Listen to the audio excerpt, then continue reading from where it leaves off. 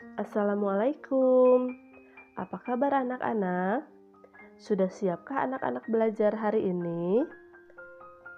Sebelum masuk pembelajaran 3, siapa yang masih ingat materi pembelajaran 2? Ada permainan pushball. Seperti bagaimana cara bermainnya? Ada yang masih ingat? Yaitu dengan cara mendorong bola ke dalam air. Kemudian apa lagi? Mengelompokkan menurut tinggi badan, mengelompokkan berdasarkan jenis kelamin, sikap kita jika memiliki tinggi badan yang berbeda, apakah kita harus memusuhinya atau harus saling menghormatinya? Ya, betul, harus saling menghormatinya. Oke anak-anak, sekarang kita masuk tema 7, subtema 3, pembelajaran 3. Kita baca dulu yuk bersama-sama. Bermain di kebun sekolah. Saat istirahat, Siti dan teman-temannya bermain di kebun sekolah. Di kebun sekolah terdapat tanaman obat keluarga atau toga. Siti duduk di kursi di sekitar kebun sekolah. Mereka membaca buku cerita sambil menikmati keindahan kebun. Di kebun tampak kupu-kupu sedang terbang di antara tanaman. Dayu menyukai buku cerita binatang. Kita buka ke halaman berikutnya.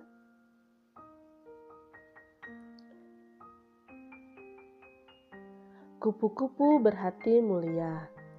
Ibu bacakan dulu ya. Dikisahkan pada suatu hari yang cerah, ada seekor semut berjalan-jalan di kebun sekolah. Ia sangat senang karena bisa berjalan-jalan melihat kebun sekolah yang sangat indah.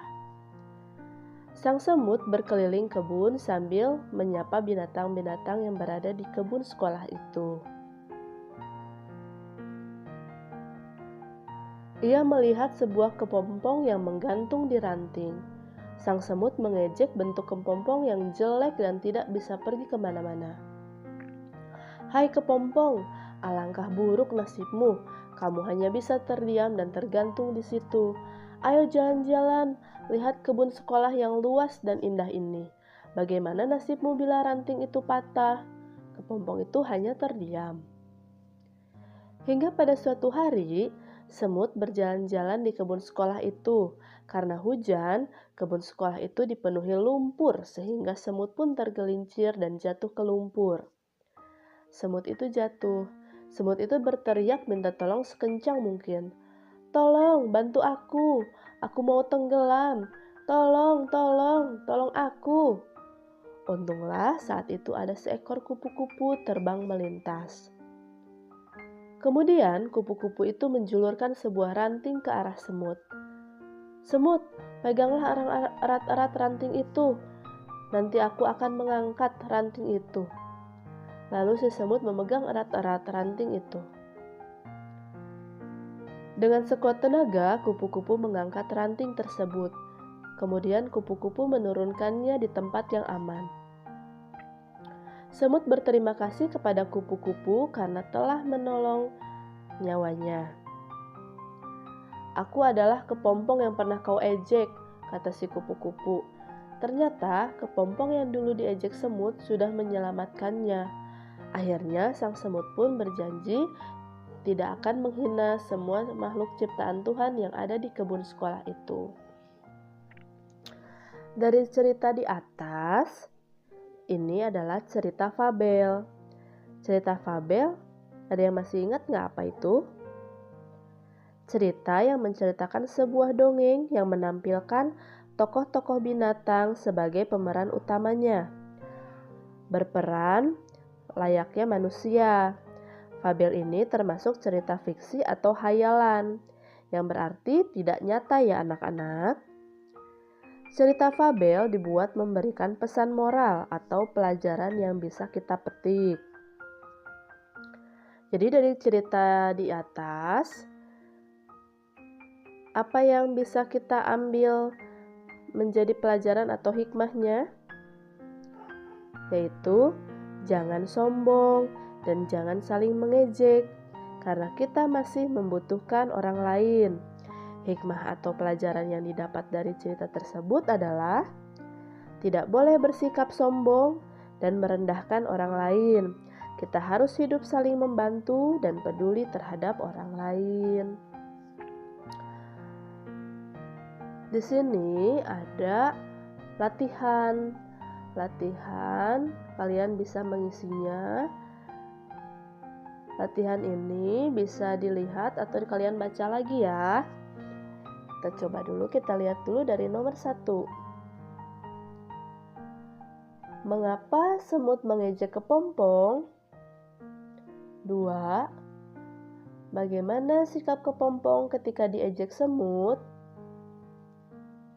3. Mengapa semut meminta tolong? 4. Bagaimana sikap kupu-kupu terhadap semut?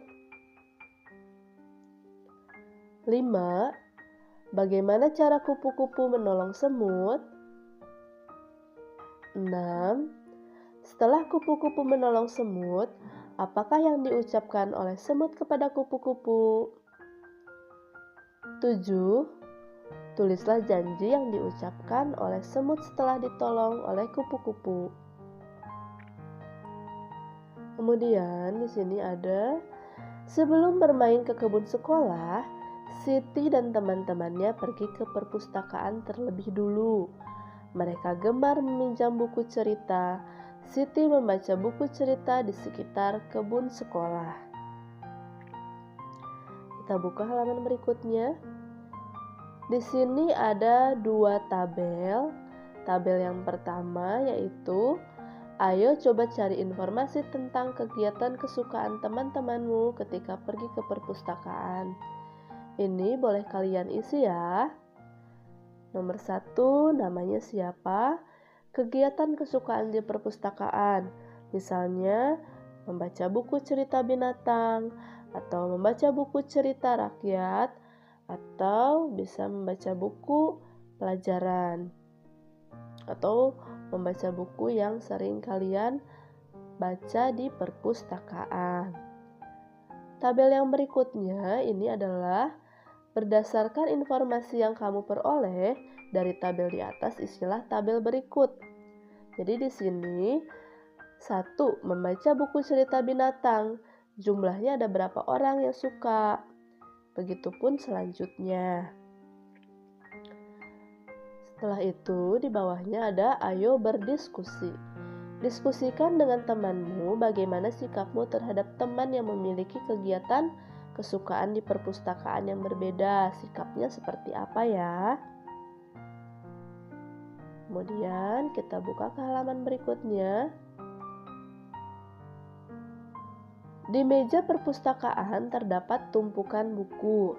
Ada yang terdapat 2 buku, ada yang berisi 3 buku, ada yang berisi 4 buku. Ini adalah soal pecahan. Waktu kemarin sudah belajar ya tentang pecahan. Ada yang masih ingat tidak? Kita ulang lagi ya. Contohnya gambar yang pertama. Buku yang berdiri dapat dinyatakan dengan pecahan. Kita lihat bukunya yang berdiri ada berapa? Ada 1. Bukunya ada berapa? Ada 2 buku. Jadi yang berdiri 1 dari 2 buku. Jadi 1/2. Nah, gambar yang kedua.